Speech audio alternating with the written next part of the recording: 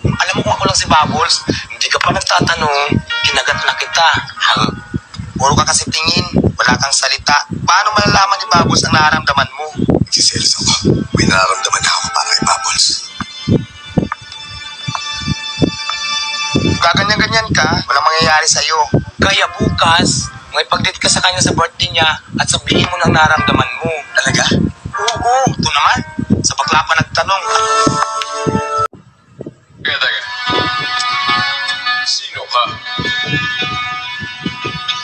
Parang di kita namamukhaan eh. Kamag-anak ka rin ba ni Bubbles? Hindi yan. Tamo to. Dim na nga, pangit pa. Sigurado hindi yun kamag-anak ni Bubbles. Sigurado nga. Masasama naman ang ugali ng mga ito. Mukha nga kayong mababango.